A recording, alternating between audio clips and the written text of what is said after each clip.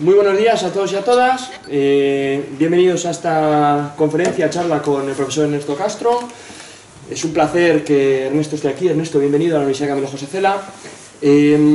Bueno, a todos los profesores y en especial, por supuesto, a la dirección del departamento y a toda la universidad, muchísimas gracias por cedernos el espacio para poder discutir sobre un campo de conocimiento que a todos nos interesa y al que nos dedicamos diariamente, que es precisamente las ciencias del deporte, su teorización y cómo se puede contextualizar esta rama de las ciencias del deporte desde una perspectiva quizá filosófica, antropológica, cultural, que es precisamente la visión que nos ha venido a ofrecer el profesor Ernesto Castro en el día de hoy.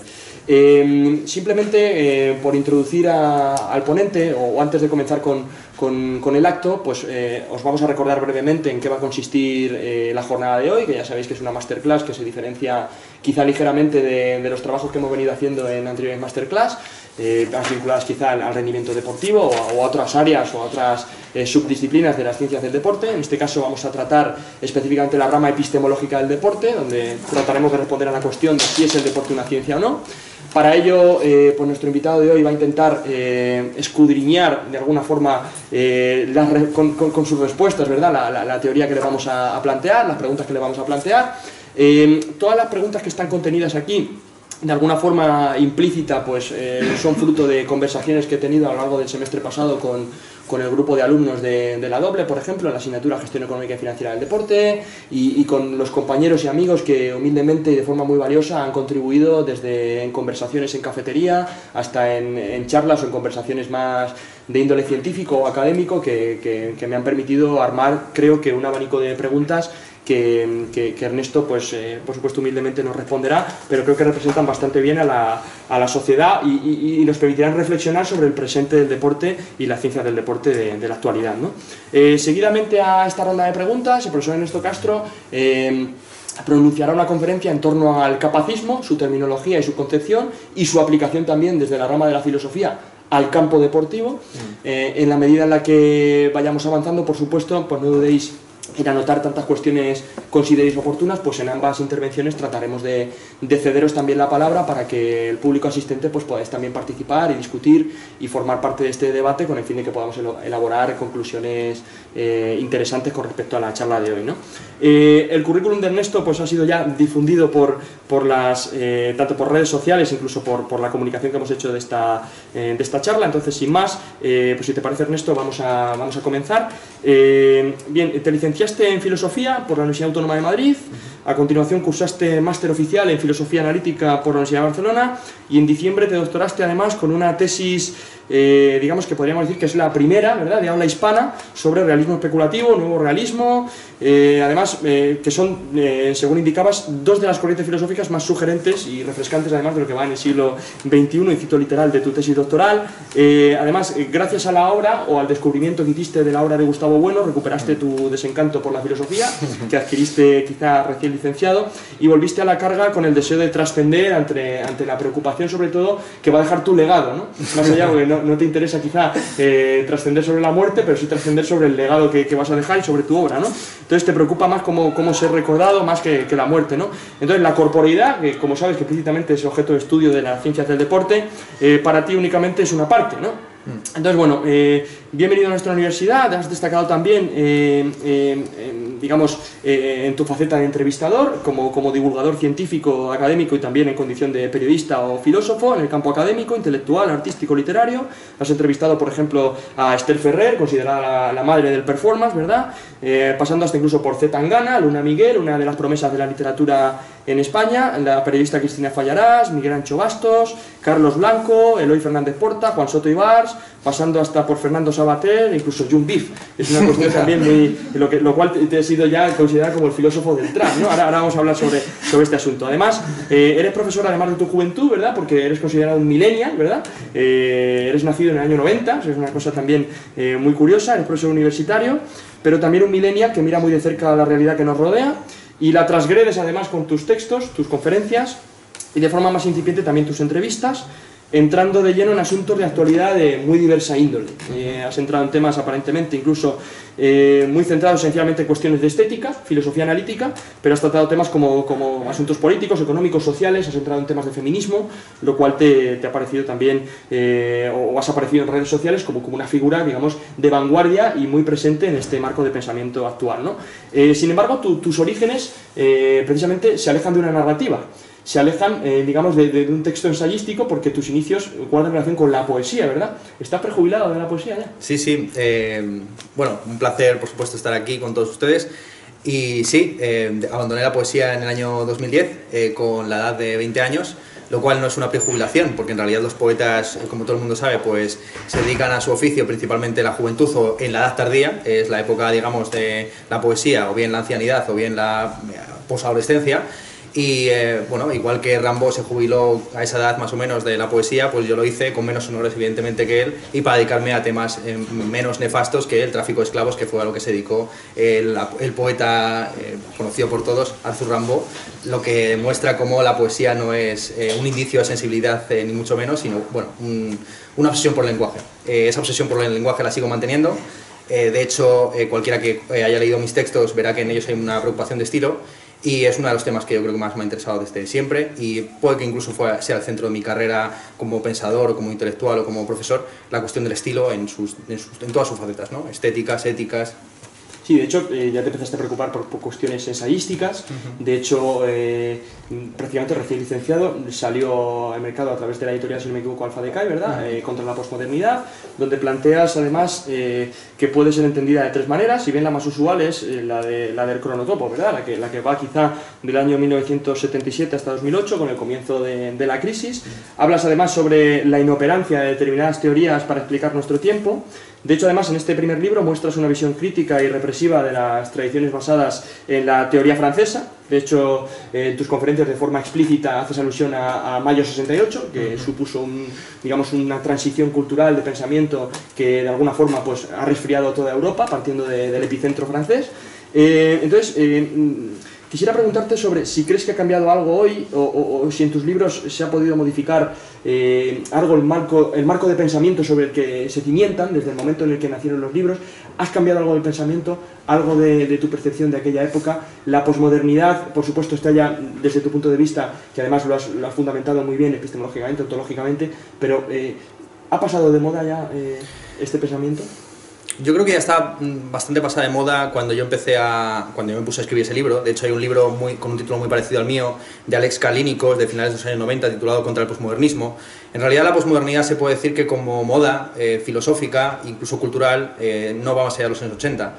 A partir de los años 90, y eso me he dado cuenta cuando he investigado pues, otras corrientes filosóficas, como puede ser el giro afectivo o el propio realismo especulativo, la posmodernidad en términos filosóficos ya está muy desbancada, más o menos en los años posteriores a la caída del muro de Berlín. Lo que pasa es que se mezclan los tres sentidos del término posmodernidad, el sentido político del término, es decir, el final de las utopías, del pensamiento alternativo al capitalismo, que eso evidentemente se confirma, por así decir, con la caída de la Unión Soviética, la tesis estética del posmodernismo, el posmodernismo como una especie de revisión de las vanguardias, entiendo que la modernidad es el situacionismo, el expresionismo abstracto, el surrealismo, todos los ismos de comienzos del siglo XX. Eso es algo más propio de los años 80. Digamos que cada década ha tenido su forma de posmodernismo, y hay gente que considera que la nueva oleada que estamos viviendo feminista, que esto es algo que es muy discutido dentro del feminismo, si estamos ante una cuarta o quinta oleada feminista o no, pues eso también ha sido interpretado por algunos como un cierto posmodernismo, ¿no?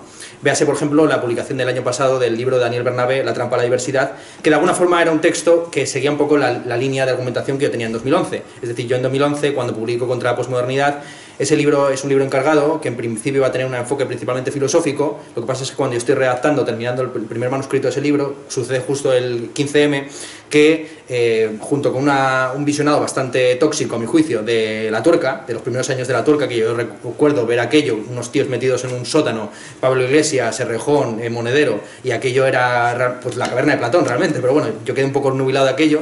Y Contra posmodernidad es un texto breve que bebe de ese año 2011, el largo corto verano de la anarquía que vivimos en Madrid ese año, ¿no? Con las juventudes del Papa, en fin, hubo como una serie de sucesos políticos ese año que marcaron mucho el tono político del texto, que tiene un tono de panfleto o de manifiesto, si se quiere ver en ese sentido. Entonces, me has preguntado qué ha cambiado mi pensamiento. Pues un montón de cosas. La pregunta es qué ha permanecido igual, por así decir. Yo diría que por lo menos lo que sí que se mantiene de ese libro es la distinción entre esos tres tipos de posmodernismo. Es decir, una cosa es el posmodernismo estético, que tiene que ver con el cuestionamiento, superación de la modernidad en el sentido artístico del término. Otra cosa es el posmodernismo político, como la ausencia de alternativas a un sistema capitalista con democracia y libre mercado. Y otra cosa sería el posmodernismo, el sentido filosófico del término, como una revisión de la modernidad cartesiana. Cada posmodernismo se refiere a un tipo de modernidad distinta. Y eso es lo que yo creo que se mantiene, digamos, de mi texto de 2011 y que sigue siendo relativamente pertinente a día de hoy, ¿no? Podríamos considerar además, Ernesto, que este libro marcó un punto de inflexión realmente en tu pensamiento, o un punto de partida, digamos, que después ha ido evolucionando hacia donde te encuentras ahora, ¿no?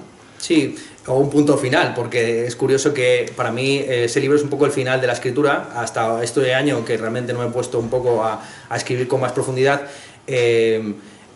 se puede decir que he pasado la década de los 2010 dedicado a la oralidad pura y dura, es decir, también atrapado, digamos, en la lógica de los medios de comunicación, y no ha sido, yo creo, hasta esta final de década de los 2010 que también me he dado cuenta de los peligros de la hipermediatización y de la entrega a la oralidad, que es algo que, por desgracia, pues nos hemos entregado todos, es decir, la sustitución del libro como formato de transmisión de conocimiento por los vídeos, las conferencias, los discursos, ahora transmitidos a través de formatos tipo YouTube y las redes sociales en sentido amplio, ¿no? Has llegado a afirmar incluso en algunas intervenciones que ¿dónde si no, verdad? Quizá para hacer filosofía, ¿dónde o qué mejor lugar que las redes sociales quizá para participar, digamos, de la crítica o de la opinión pública, con el fin de generar un debate y construir modelos de pensamiento y seguir avanzando quizá como sociedad? ¿Son estos los nuevos canales a los que se enfrenta la filosofía? Sí, digamos que esa es la caverna de Platón a la que hay que regresar, pero para regresar uno tiene que haber salido, ¿no? Entonces, bueno, ya digo que yo por lo menos entiendo que esa lucha había que plantearla ahí, que evidentemente la filosofía también tiene que estar en pugna con los mitos de la época, y que un filósofo, por mucho que se crea superior a Dallas Review, es mucho más pregnante a nivel social el libro de la filosofía de Dallas Review que la República de Platón.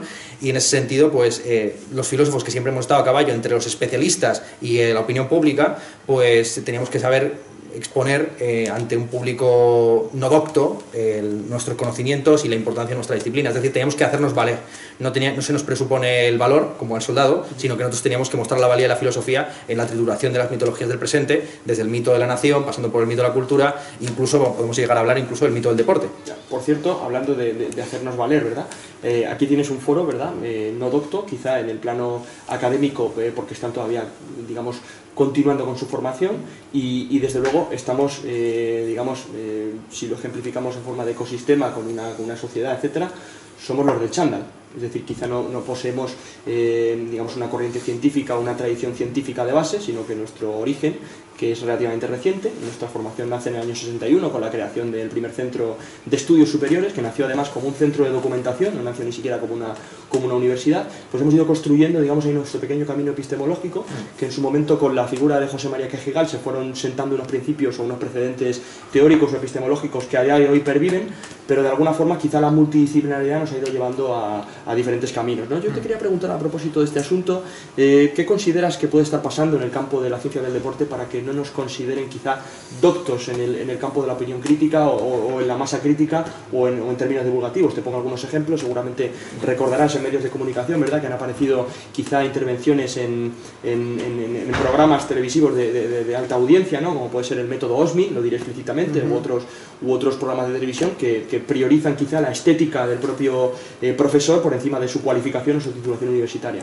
Entonces me interesaría mucho conocer tu opinión en términos de intrusismo y en términos de nuestra posición académica, pues por qué motivo no somos reconocidos o qué más tenemos que hacer para ser rigurosos, ¿no? Sobre todo teniendo en cuenta, y ya termino, que en apenas 50 años se han triplicado y se han multiplicado incluso exponencialmente el número de referencias bibliográficas en torno al deporte, pero sin embargo en la calle somos los del chándal. ¿Por qué? Sí, no, y además que España, si es una potencia mundial en algo, es precisamente en el deporte, y que frente a todos esos snobs que decían que cómo iba a ser posible que existiera un ministerio conjunto de educación, cultura y deporte, pues quizás lo que habría que plantearse es cuál es la relación que existe entre la educación y el deporte, que ha sido estrechísima desde Grecia en adelante, es decir, en la paideia griega, el atletismo, porque para mí el término deporte es un término moderno, podemos luego hablar de eso. El atletismo formaba parte de la formación del cuerpo y del alma, mens sana y corpore sano, que siempre se ha dicho, ¿no? Y así también en la Bildung alemana, los alemanes, cuando crean el concepto de gimnasia moderno, que en realidad se lo toman de los suecos, pues lo que están es intentando rehabilitar el concepto ese del cuerpo atlético griego, pero también asociado a la filosofía griega, que es lo que intentan recuperar mucho los filósofos alemanes del siglo XIX, ¿no? Entonces, no sé realmente cuál es... Bueno, de nuevo, hay que hacerse valer, es decir, yo creo que al contrario, tú has dicho que el público es poco docto, yo diría que el que no es docto soy yo, es decir, yo en términos de deporte soy un cuerpo escombro, lo digo en serio, no solamente en el ejercicio, sino en el conocimiento del mismo. No sigo las competiciones deportivas, o sea, en mi época hice deporte, pero hasta la entrada a la ESO, y desde entonces pues salir un poco a correr al parque y ya está, es decir, que yo en un sentido técnico y científico del término, pues el deporte me queda un poco lejos. Sí que me interesa en un sentido filosófico, ideológico incluso del término, porque evidentemente el atletismo, desde que Coubertin empieza a barajar la idea de los Juegos Olímpicos, se propone como un estilo de vida, incluso como una religión moderna, que viene a sustituir a la religión católica, etcétera, y que pone en el centro del cultivo individual el cuerpo. Bueno, yo creo que el problema principal es que la mayor parte de la gente entiende que la salida profesional es lo que determina el contenido de una carrera. Así, por ejemplo, cuando la gente cree que la filosofía consiste simplemente en ser profesor de secundaria y obvia pues todos los contenidos positivos que hay en la carrera que aprendemos, aunque luego no los enseñemos en clase, es decir, la lógica, la epistemología, la ontología, la filosofía de la ciencia, etcétera, y del mismo modo pasa yo creo que con ustedes, es decir, ustedes, pues aquí hay profesores de sociología, de biomecánica, de psicología, de un montón de campos estrictamente científicos que, claro, cuando la salida profesional más usual es la de educación física en primaria, secundaria, pues normal que te vean como el del chándal, pero bueno, yo que hoy he venido con esta estética, tengo que decir que yo suelo ir en chándal a todos sitios y de hecho es muy raro que me vean ustedes con bota porque yo siempre voy con que es también un poco friki, ¿no? Voy con zapatillas de correr verde fosforito y es así como me llegan a reconocer los alumnos por los pasillos de la universidad, porque yo he ido cambiando un poco de estética y de pelo y de bigote, etcétera, a lo largo de los años. Me están viendo ustedes en la peor de mis apariciones seguramente en términos faciales, aunque ha habido algunas un poco más dramáticas, ¿no? Como una vez que me hizo una tonsura, en fin, no entremos en ello, sin más. Yo realmente abogo por el chándal, es decir, antes incluso de que el chándal se convirtiera en algo hipster con el trap, etcétera, yo siempre he sido de chándal y en casa voy en chándal, de todas formas, en el sentido, yo estoy completamente a favor de la estética del chándal. Es más, me parece que forma parte incluso de la estética oficial del capitalismo contemporáneo. Algunos estetas hablan del athleisure, la mezcla entre el leisure, el ocio y el atletismo, es decir, cómo en buena parte de los iconos pop de presente visten en sus videoclips con vestidos siempre de chándal y como el chándal incluso se puede considerar como el uniforme del precariado contemporáneo, es decir, un individuo que no tiene que ir a una fábrica y que no tiene que presentarse a una oficina vestido de traje y corbata o como voy yo hoy vestido, pues una persona que está trabajando desde su casa como un precario, vestido normalmente en chándal o en pijama, literalmente, ¿no? Y posiblemente no hay una imagen más emblemática de lo que es una persona explotada a día de hoy que que por ejemplo Rihanna, es decir, que una Rihanna vestida de chándal hablando cantando una canción que se titula Work, ¿no? En el que el trabajo es un trabajo al mismo tiempo del cuerpo y del económico, etcétera, ¿no? Entonces, bueno, eso es lo que yo... No me quiero extender mucho en la respuesta, pero es por ahí por donde iría la respuesta. Y de hecho, efectivamente, en la entrevista que te hizo Nacroneme llegaste a afirmar que te gusta jugar con la dimensión estética de tus atuendos en las entrevistas y a propósito de lo que indicabas, quisiera preguntarte si ese atuendo que traes hoy tiene algún tipo de representación o de comunicación no verbal hacia contenido de la filosofía. Bueno, hoy quería presentarme un poco más formal, sí, realmente sí. Esto es, después de una semana tan dramática para mí como fue la de la semana pasada, pues no quería tampoco bromear más con el tema estético y más bien habría que preguntarte a ti porque has traído esa camiseta que también tiene tantas referencias y juegos a la cuestión mediática, ¿no? Bueno, pues efectivamente, pues te voy a responder además porque va en relación precisamente la dimensión estética de mi atuendo obedece a la videoartista Ito Esteyel, que dejaste de lado en tu tesis doctoral por algún motivo, porque quizá ya no te dio el objeto de estudio o hay que focalizar el tiro, ¿verdad? pero en este caso pues viene a ser una representación de la nulidad que tenemos en los medios de comunicación, los profesionales de la ciencia, la actividad física y el deporte. Básicamente estamos como antes estaban las televisiones, antes de la llegada del plasma, ¿verdad? Estamos completamente invisibilizados y de alguna forma pues quería trasladar ese, digamos, un primer marco performativo de esta reivindicación o esta postura reivindicativa de las ciencias del deporte, porque apenas tenemos visibilidad en los medios de comunicación. Yo espero que además, y esto lo voy a hilar también con otra pregunta, tienes 30.000 seguidores en YouTube, 10.000 seguidores en Twitter y en Instagram en torno a 8.000, etc. Entonces, espero que esto pues, también cale de alguna manera, ¿no? al gran público, quizá otro público que no se planteaba las ciencias del deporte más allá que la educación física en el patio del colegio. Bien, por entrar de lleno en la rama filosófica, que es el campo de conocimiento que también vamos a tratar de explorar, en filosofía se trabaja con sistemas filosóficos que permiten comprender la realidad, de manera que un investigador de carácter experimental pues, trata de enunciar una teoría que se pueda generalizar a una población determinada, etc. Entonces, quería preguntarte si a tu juicio, o has podido localizar en la literatura, si el deporte posee algún sistema representativo que pueda explicar su propia realidad, o bien te has manifestado, y además lo voy a hilar también con otra pregunta con el fin de ser más eficientes, te has manifestado muy a favor de la escuela de Gustavo Bueno. De hecho fue, digamos, el autor que te redescubrió la filosofía y te hizo pues no abandonar el barco probablemente y abocarte quizá al campo poético. De hecho, a la hora de preparar tus asignaturas incluso aplicas la teoría del cierre categorial en muchos casos, incluso la dotan de mayor contenido para intentar, digamos, cimentar un marco teórico de tus asignaturas, que además están muy centradas en un profesor que a ti te ha influido mucho, ¿verdad? Que es Tomás Pollán, en la Universidad Autónoma, que básicamente era un profesor que llegaba y, a diferencia de lo que hacemos nosotros, pues se sentaba, sacaba unos folios, los leía durante 2 horas, cuando terminaba los guardaba en su carpeta y se volvía a marchar. De ahí has cimentado, digamos, tu marco. Pero ¿consideras que la teoría del cierre categorial, que esboza en 15 tomos y que no está terminada, digamos, un marco filosófico de pensamiento, ¿consideras que se puede aplicar al deporte? ¿Consideras sí, claro. que es un sistema filosófico aplicable? Sí, por supuesto. Gustavo Bueno, que muere en el 2016, su penúltimo libro es un ensayo sobre la filosofía del deporte, que lo que hace es sistematizar un curso de verano que impartieron en Santo Domingo de Calzada, donde él nació y fue enterrado, sobre este tema, ¿no? Un congreso en el que participó él y también sus discípulos, hablando de la filosofía del deporte, la etología del deporte, si la teoría de juegos o no es una ciencia del deporte, es la ciencia incluso del deporte.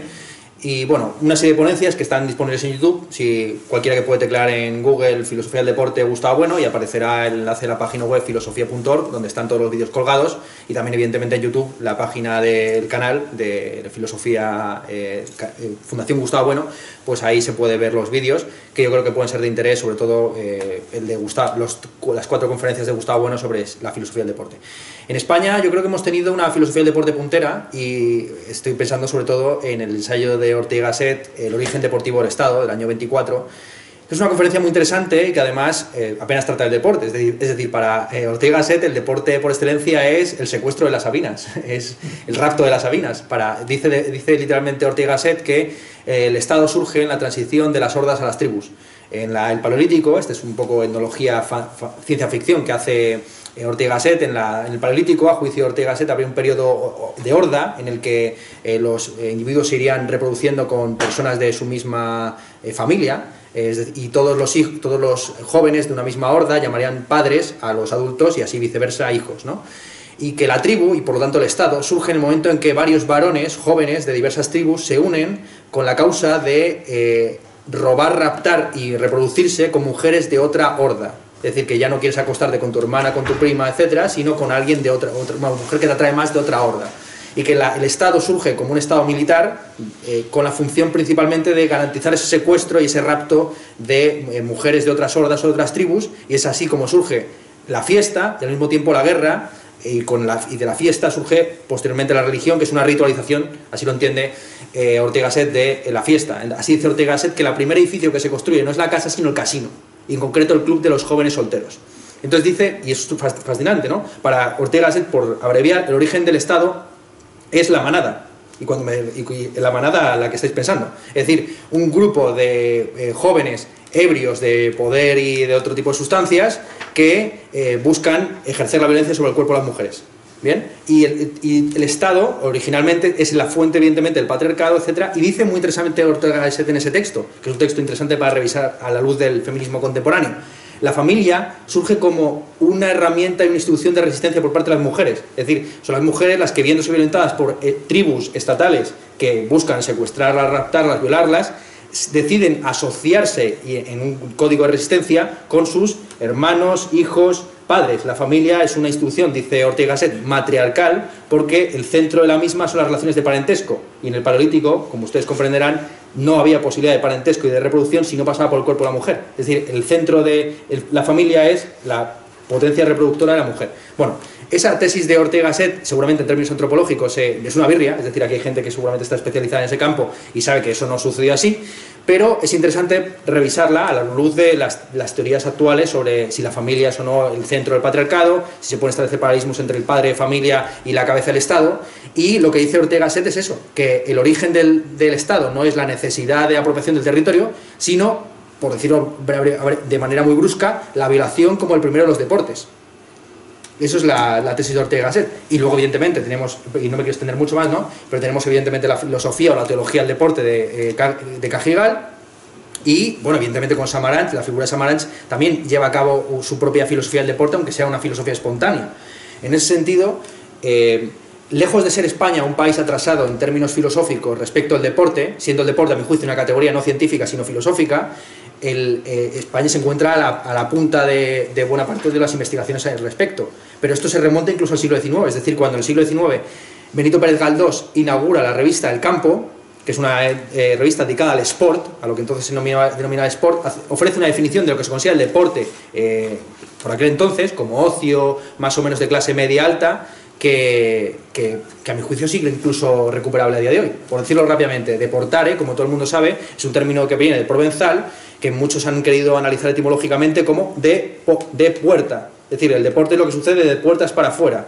Aquello que tiene lugar extramuros, más allá de la ciudad, es principalmente un espacio de ocio. Así, por ejemplo, y volvemos al tema de la violación como el primero de los deportes, en el poema El mío Cid se habla de los infantes de Carrión que quieren deportar con mucho gusto y sabor con las hijas del Cid. Y así en la Lozana Andaluza y en una serie de obras del castellano primitivo se habla del deporte principal. El principal de los deportes es follar. Es para los medievales y los renacentistas no hay ninguna duda al respecto. Luego, evidentemente, la caza del animal y todas las actividades que tienen que ver con la cinegética. Y de ahí se pasa ya a los deportes modernos, que son las carreras de caballo, el tiro al pichón. Como sabido, España gana su primera medalla olímpica, medalla de plata, en las Olimpiadas de 1900 en tiro a pichón. Y la medalla de oro en pelota vasca, como no podía ser de otra forma, ¿no? Entonces, esa es la línea moderna a mi juicio, cuando se habla de deporte, el deporte es un fenómeno medieval, moderno, y lo que hacían los griegos era otra cosa. Es decir, los griegos hacían atletismo en todo caso entendido como una especie de ritualización de las rituales religiosos asociados con las ceremonias de enterramientos, etc. De hecho, la primera descripción, como he sabido, del atletismo que nos queda es los funerales del final de la Ilíada, donde se describe las carreras de cuadrigas y muchos de los deportes que luego fueron rehabilitados por el olimpismo moderno. Claro, qué duda cabe al final que el deporte en sus orígenes primitivos, y además así ha sido contemplado, como indicas, en textos literarios, científicos, etc., tiene un origen evidentemente masculinizado, un origen masculino, un origen privado y un origen patriarcal, evidentemente, lo cual le dota de un contenido en términos privados, ¿no?, de práctica, donde pues solamente los más privilegiados podían hacerlo. Sin ir más lejos, apenas en los años 60 en España había un 12% de practicantes. Con la llegada de la democracia a nuestro país aproximadamente alcanzamos un 50% de práctica, pero desde principios de los años 80 hasta el día de hoy nos hemos encontrado en un estancamiento que oscila en estos valores, ¿no? Pronunciándose además con grandes barreras de acceso a la práctica deportiva, sobre todo de la mujer. Entonces, quisiera precisamente ahondar sobre este asunto.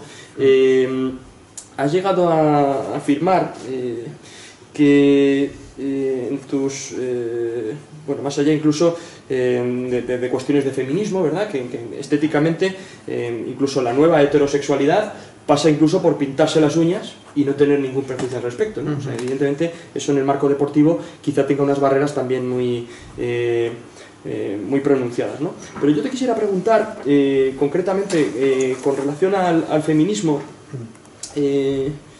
localizo por aquí la pregunta, vamos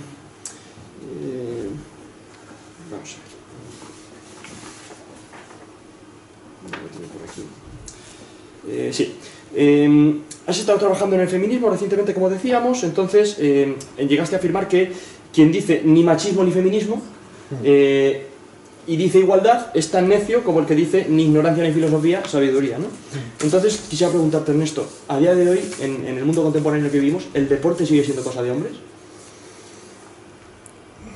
Sí, bueno, en buena medida. Por este origen que hemos dicho del deporte como aquello que se realiza de puertas para afuera, ¿no? Y el espacio público como un espacio pues esencialmente construido, ¿no? Para la figura del varón.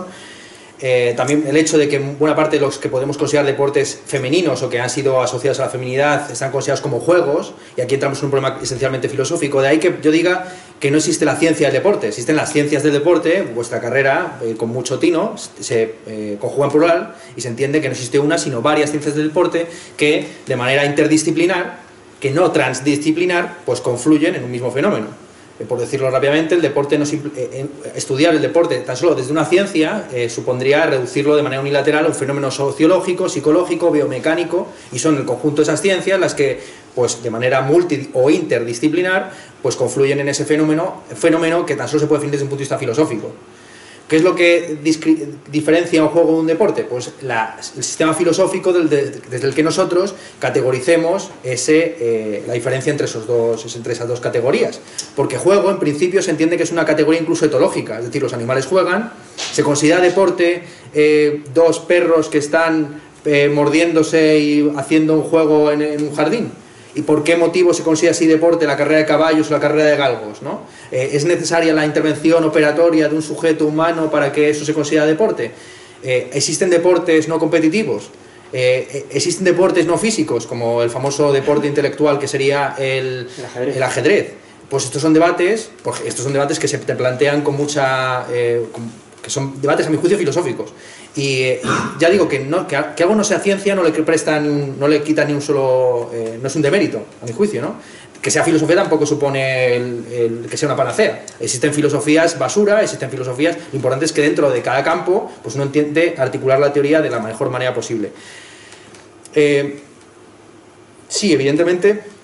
El deporte en el siglo XIX está muy asociado, y sobre todo la gimnasia, que Coubertin intenta... a mi juicio el olimpismo es muy sencillo. El olimpismo simplemente es la síntesis de la tradición gimnástica alemana con la tradición deportiva latina. Y de hecho he sabido que en las primeras reuniones para formar el COI, Coubertin tiene muchos problemas porque los alemanes no quieren estar en una misma sociedad. Los alemanes principalmente, generales alemanes y generales belgas y franceses, que son los que tienen el dominio de la educación deportiva y de la gimnasia en sus respectivos países, no quieren estar asociados con alemanes y generales del bando opuesto, después de la guerra franco-prusiana y de lo que se va a avecinar, que es la Primera Guerra Mundial, ¿no? Y no sino más adelante que ya se habla del deporte como un derecho y no incluso como vía para la paz, es decir, el deporte como una suerte de guerra civil incruenta donde pues las soluciones entre las diversas potencias mundiales se resolverían con el número de medallas conseguidas en los Juegos Olímpicos. Esa es una ideología posterior, pero es una ideología que sigue dentro de la lógica de la competición, del dominio, del vencedor y del dominado, y hay muchas discusiones acerca de si el deporte es intrínsecamente fascista o no. Cuando hemos hablado de que Alemania recupera los ideales olímpicos y deportivos griegos, lo que nos ha faltado decir es que la síntesis última de ese intento de convertirse en griegos es convertirse finalmente en nazis. Es decir, que no hay mayor elogio del cuerpo deportivo que la famosa Olimpia de Leni Riefenstahl, ¿no? Sí, totalmente, totalmente. De hecho, además, en la asignatura que impartes en la Complutense sobre Historia de la Filosofía de las Artes, hiciste una observación acerca de la analogía que supone el deporte con relación a las grandes potencias.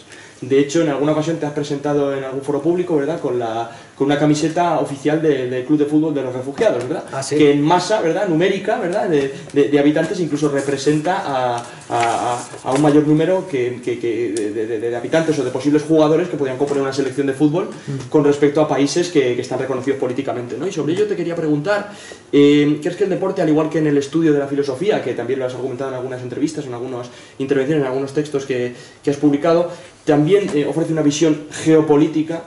Por ejemplo, en la filosofía siempre se estudian los clásicos y se han olvidado quizá otras filosofías, como puede ser por ejemplo la filosofía hindú o otra serie de filosofías que has manifestado. El deporte también centraliza su peso en la rama geopolítica, es decir, las grandes potencias al final son las que acaban ganando competiciones. Sí, no, y además los deportes que se han reconocido como tales son deportes intrínsecamente occidentales que provienen o bien de la tradición atlética de Grecia o bien del deporte en el sentido moderno del término. Como digo, en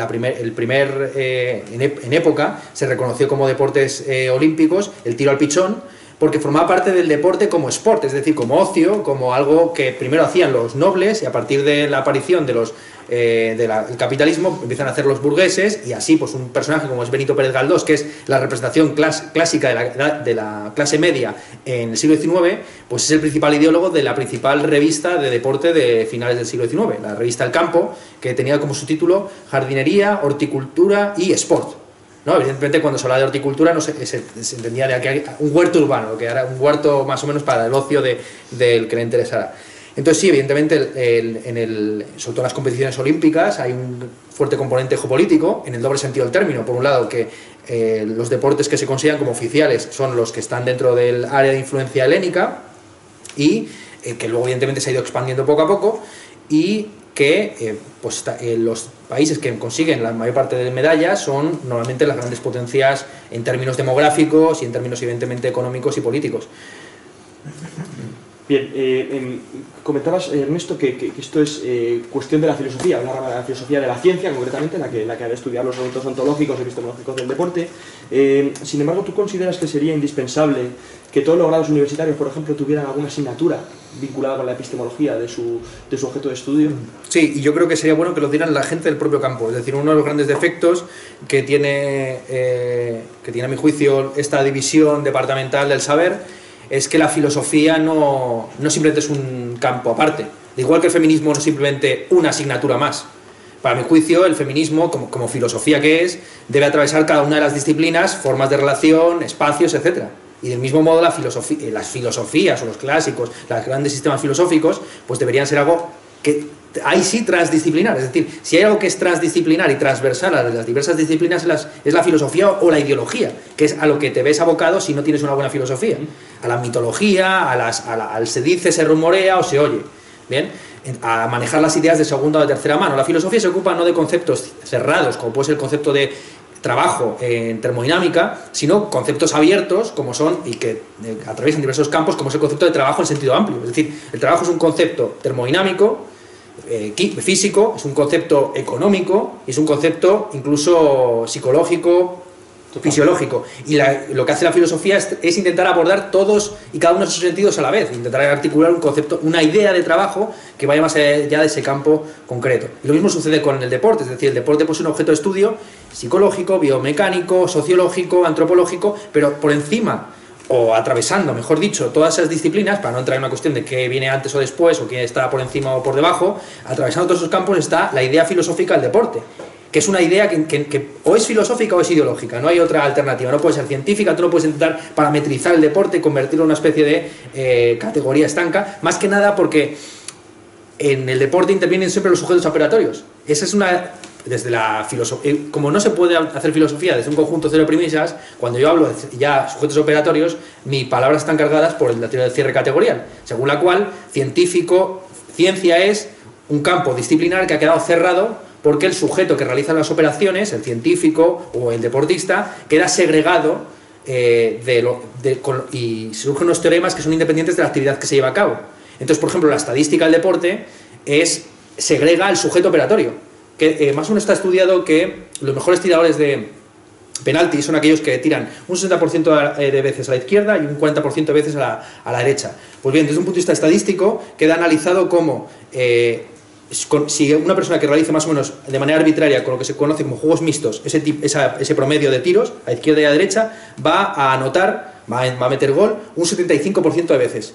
Pues resulta que cuando uno toma las estadísticas globales de penaltis tirados en partidos oficiales, la estadística que te sale de goles metidos en penaltis es exactamente el 75%.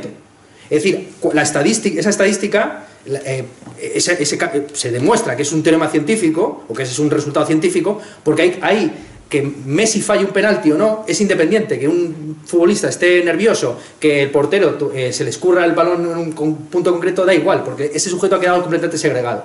Bien, pero el concepto de penalti, incluso, de que es una falta, por mucho que haya el VAR, ¿no? Que el VAR es como dice un amigo mío que el VAR es el detector de noúmenos, porque intenta atrapar algo que no es asible, ¿no?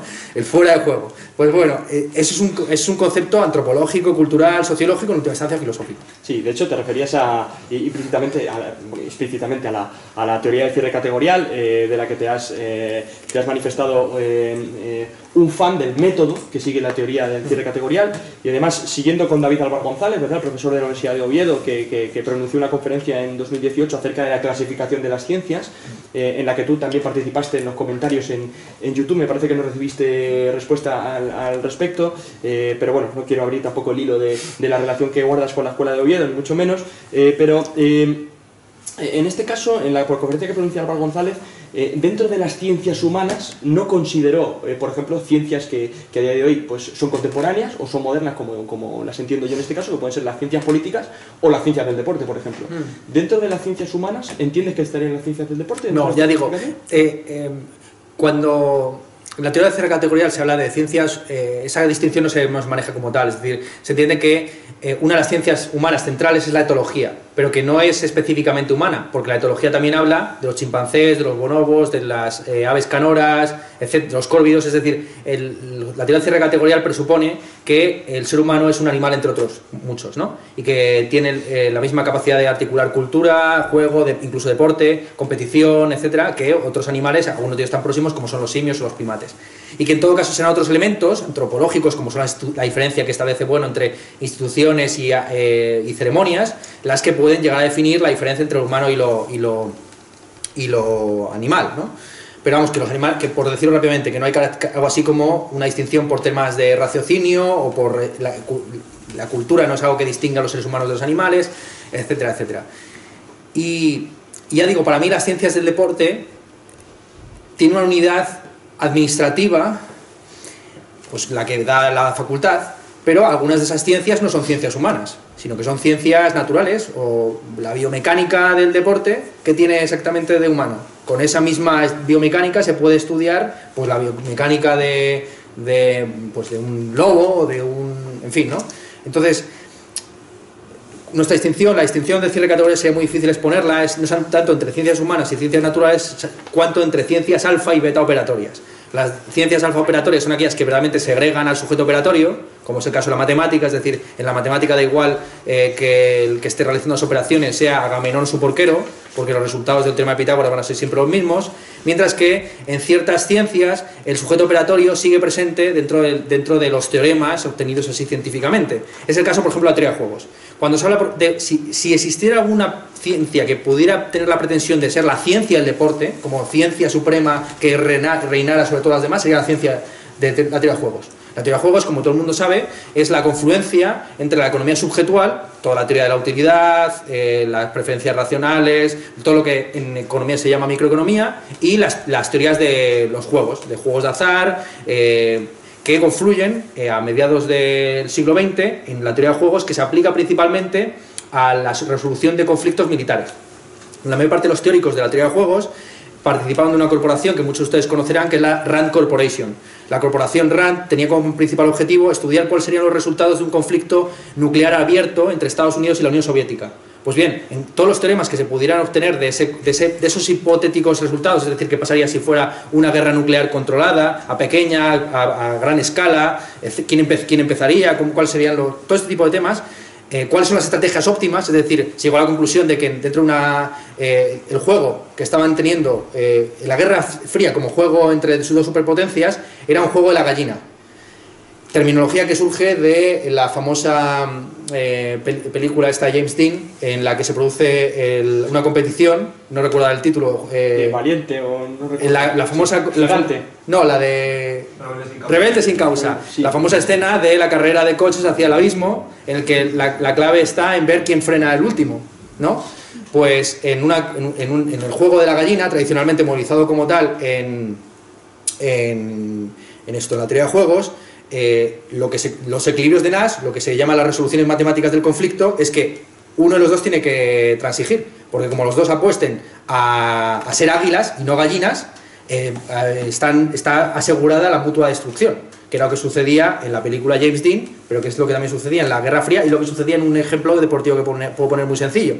Se produjo cuando Hamilton y Fernando Alonso estaban en la misma escudería en Fórmula 1, siempre estaba el tema de si Hamilton se iba a dejar adelantar o no por Fernando Alonso en los últimos tramos de la carrera, cuando estaban ellos siempre primero y segundo, y en un famoso adelantamiento no sé si fue Mónaco 2010 o algo así, pues se produjo una situación de juego a la gallina total y completo. Es decir, que si los dos seguían apostando por ir a máxima velocidad, no dejarse pasar el uno al otro, podía darse la circunstancia de que se produjera un accidente entre ambos y quedaran en peor resultado los dos.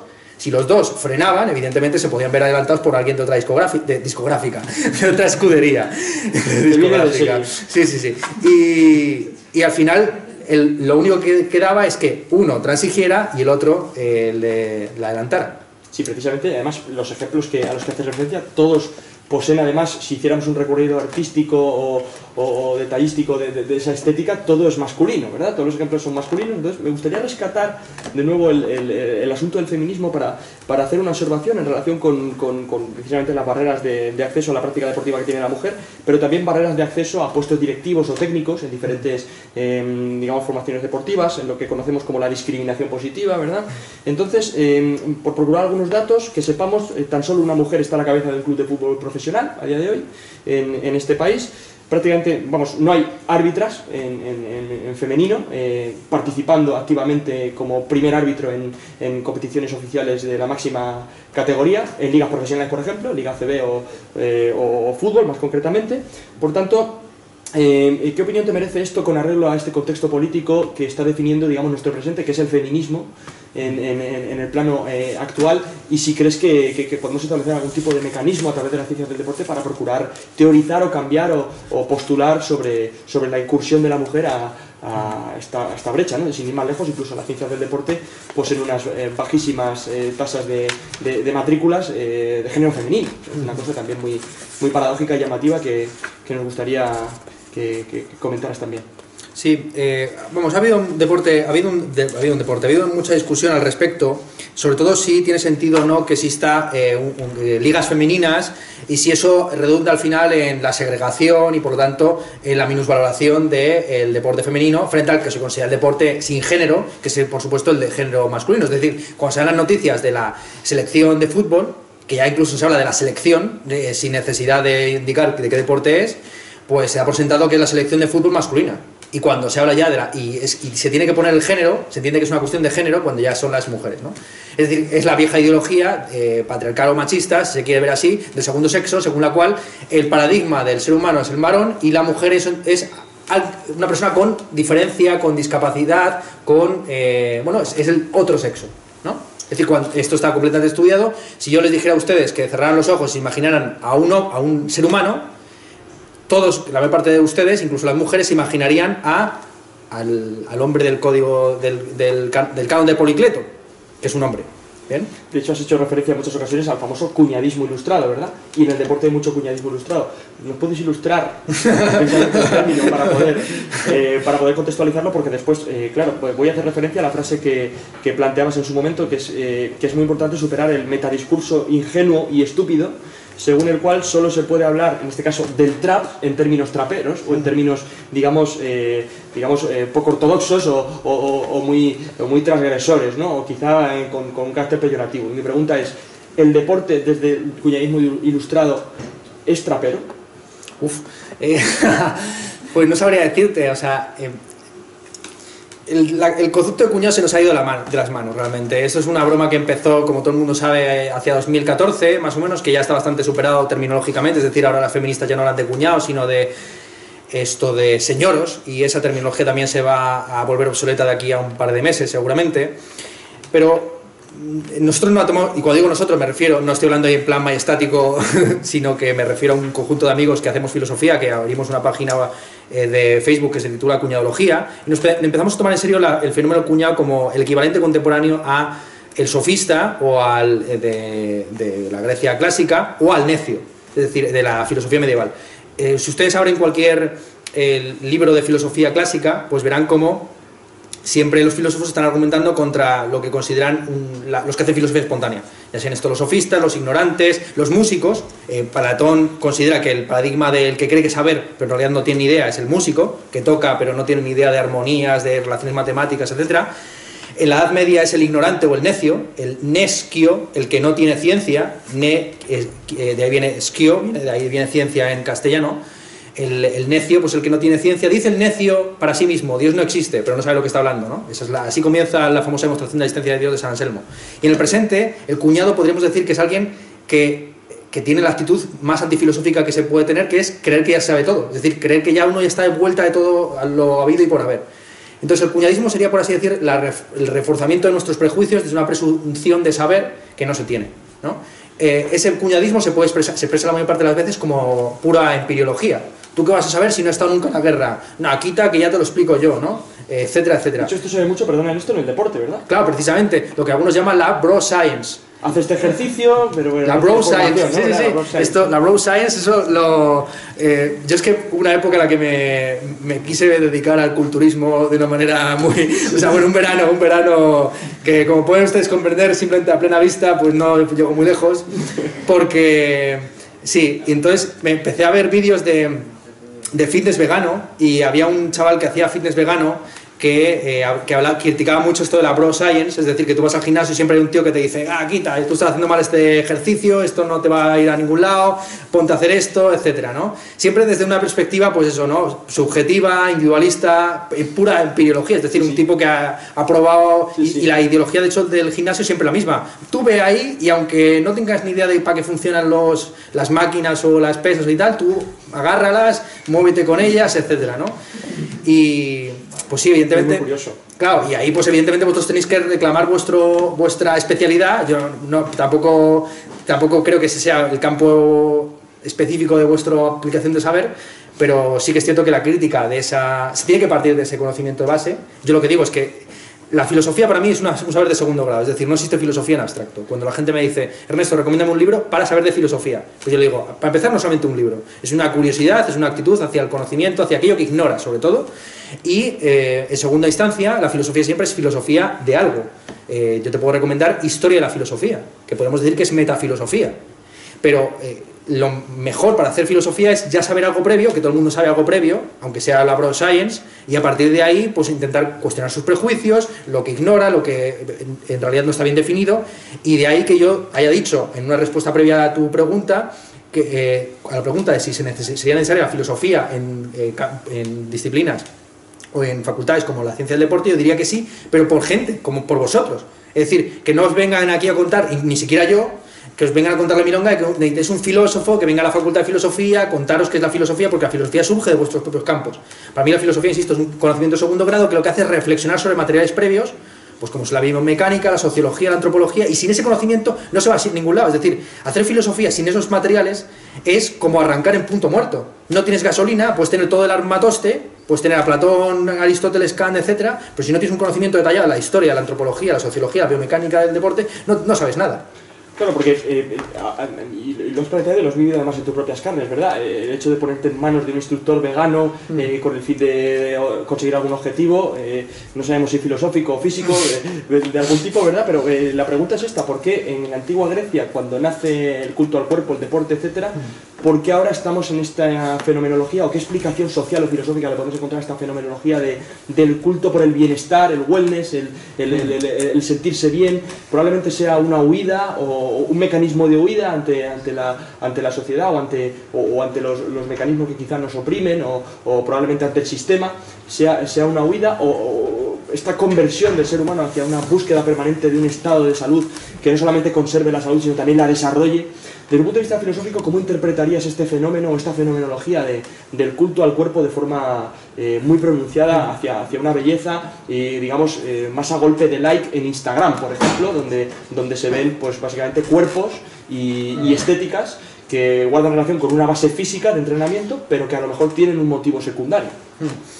Sí, bueno, evidentemente me he acordado, como no mencionarlo, que la filosofía surge a la salida del gimnasio. Es decir, los primeros diálogos de Platón, que protagonizados por el Sócrates histórico, tienen lugar a la salida, literalmente, la palestra, donde Sócrates gusta de estar en presencia de esos jóvenes musculados y atléticos, a los que intentan también inculcarles una serie de ideas filosóficas y que cuestionen, porque esa gente que estaba siendo educada en la palestra, en el atletismo, etcétera, pues posteriormente iban a ser los futuros generales o políticos de Atenas, ¿no?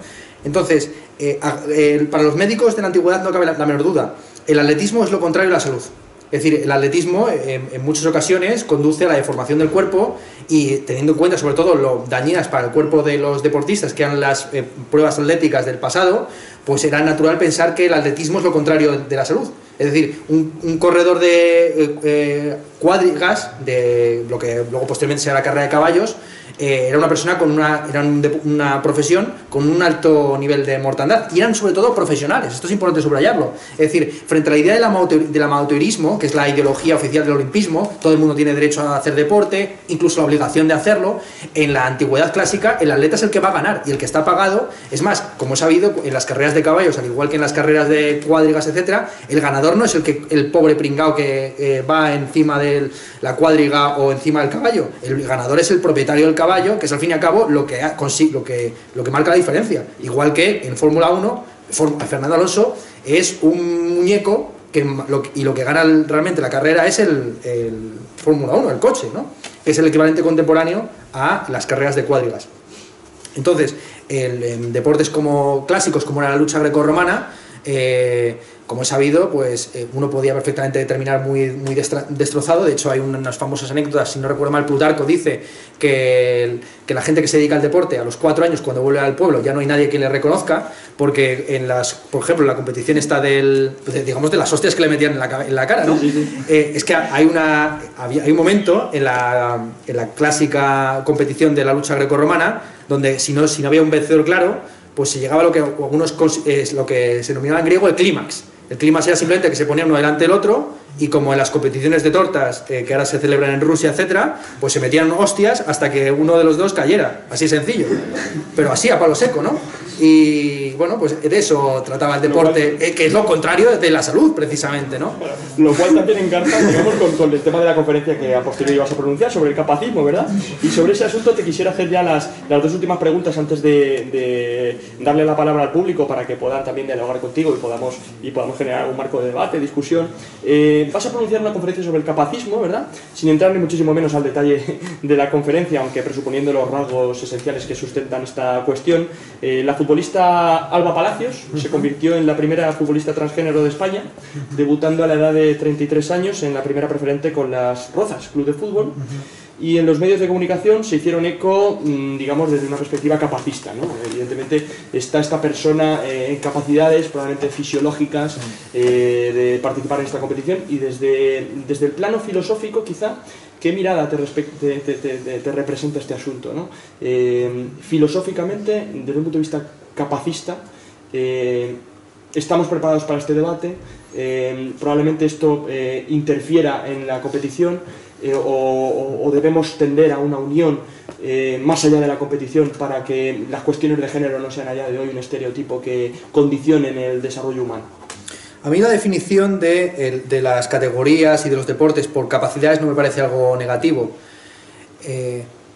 Había gente, recuerdo que en mi muro de Facebook se planteó en una ocasión el debate sobre si era necesario que existieran categorías femeninas en deportes como puede ser el ajedrez, ¿no? Donde en principio la cuestión de género tendría que ser secundaria, pero existe de hecho una liga de ajedrez femenino, y bromeaba alguien diciendo que si hubiera una diferenciación por razas en deportes como son los 100 metros lisos, si existiera 100 metros lisos blancos, a lo mejor algún blanco ganaba los 100 metros lisos.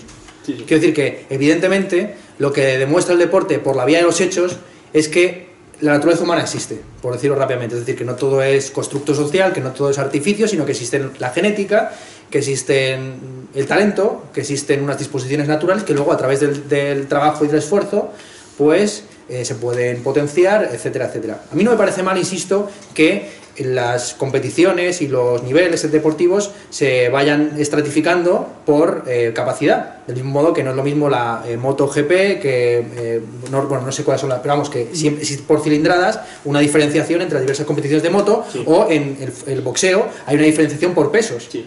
Para garantizar, por así decir, el fair play entre los individuos que compiten en esas categorías. Y a mí no me parece mal que, digamos, una mujer que tiene las capacidades para estar en la competición del deporte rey, pues lo puede hacer.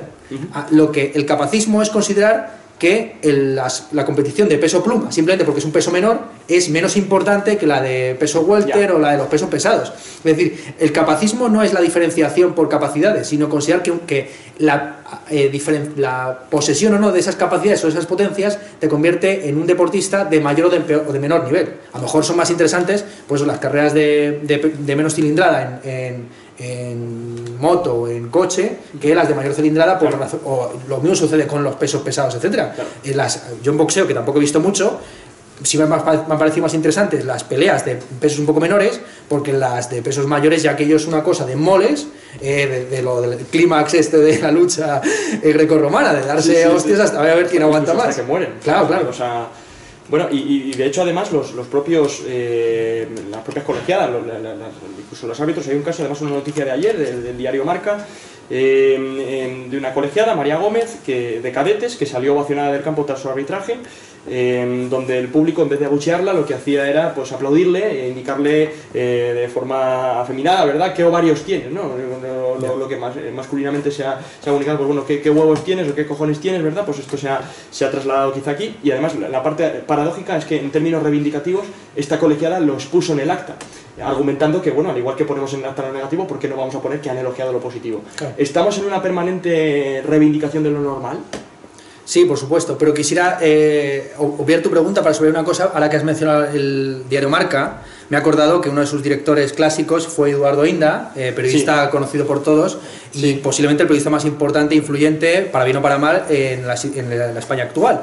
Y yo quisiera decir una cosa: el periodismo deportivo ha sido siempre la punta de lanza del periodismo en España, desde un punto de vista estilístico y de todo tipo. Es decir, posiblemente no haya una salvaguarda del buen estilo en castellano como lo hay, por ejemplo, en la crítica taurina o en la crítica futbolística, y en las secciones de los informativos, las secciones más ingeniosas en términos de realización, de montaje, etcétera, son siempre las de deportes. Yo, que no soy de ver las noticias prácticamente nada, recuerdo cuando estaba en la adolescencia cómo me quedaba para ver los deportes de los Manolo, aunque a mí no me interesara el fútbol, por la propia épica, es decir, cómo meten la música, cómo es el diálogo entre ambos, es decir, que hay unos aspectos retóricos, oratorios, de todo tipo, estéticos, que se pueden analizar de cómo dentro del telediario todo es muy cuadriculado, todo tiene una presunción de objetividad completamente falsa.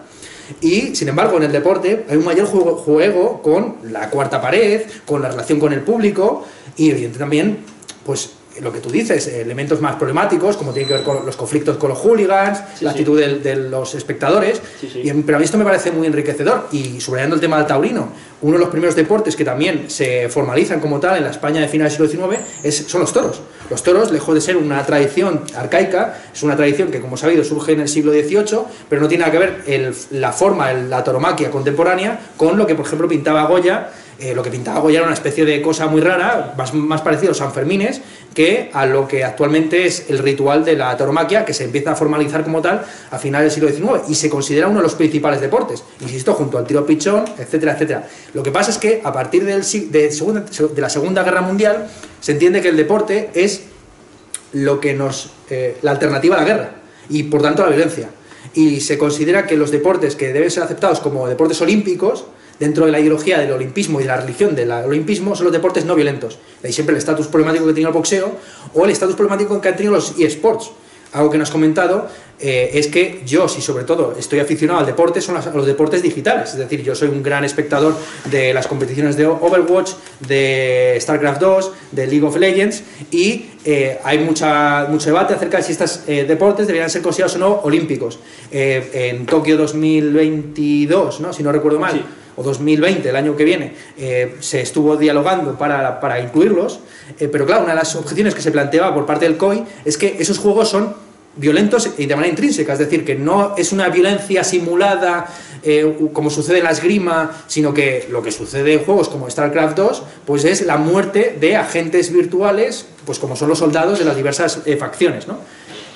Claro, entonces ahí está la reflexión que se debería plantear hasta qué punto pues la violencia es legítima en campos como el deporte, y ahí vuelve a plantearse la relación entre salud, porque como he sabido, buena parte de los deportistas de eSports termina muy mal precisamente por la cantidad de drogas que consumen, y bueno, y no solamente en los eSports sino en todos los demás, empezando por el ciclismo, que es a mi juicio el deporte, que fue el deporte rey en la transición del siglo XIX al siglo XX.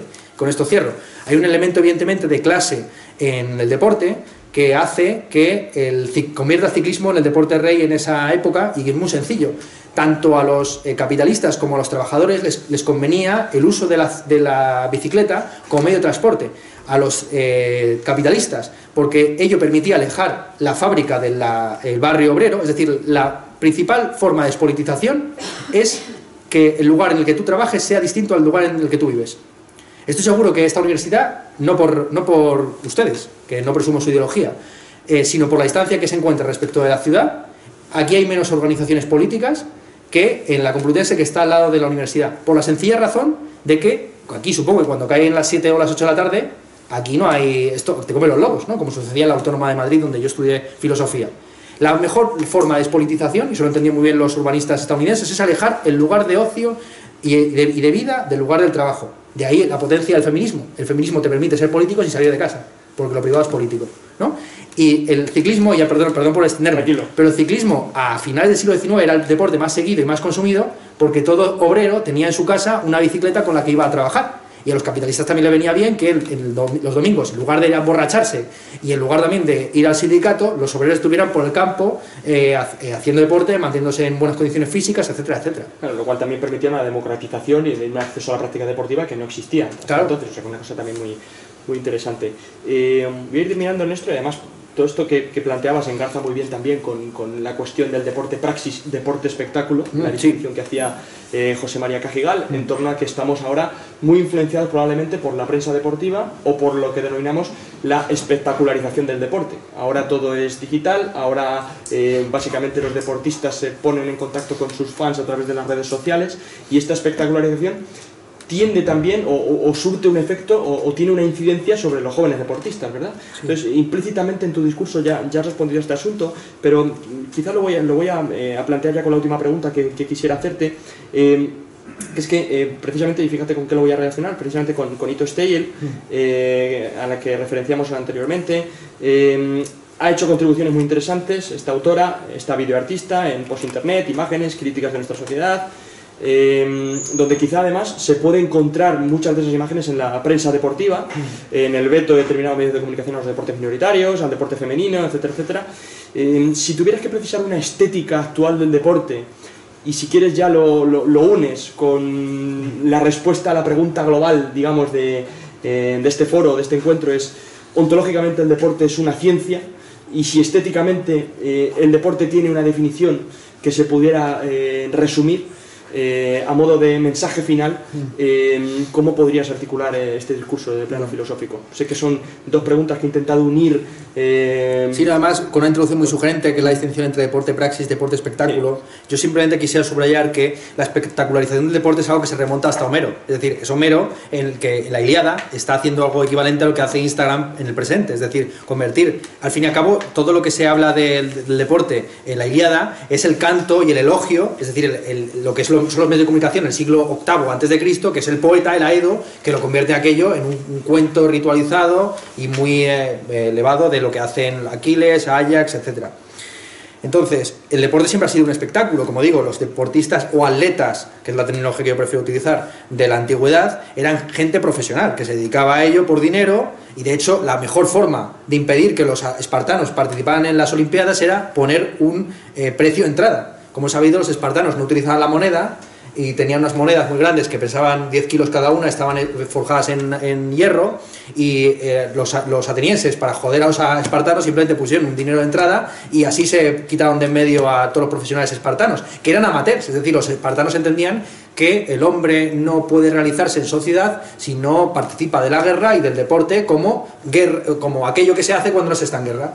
Así sencillo. Y también por esa vía se entendía también la ideología del deporte del rey. Es decir, el rey caza a los ciervos o a los jabalíes cuando no está cazando a los otros reyes o príncipes en la guerra. ¿Cuál es la estética del deporte? Claro, yo creo que, y relacionado con Titus Teller, me remontaría a esta categoría del athleisure, que yo creo que si ya no he tratado en algún libro, lo va a tratar muy pronto, porque para mí es la estética contemporánea que está imponiendo por vías como el trap, en general todo lo que se llama la estética de la música urbana, que está muy impregnada en esta estética del chándal, ¿no? Y, pues bueno, por desgracia no tengo un cierre así muy rotundo.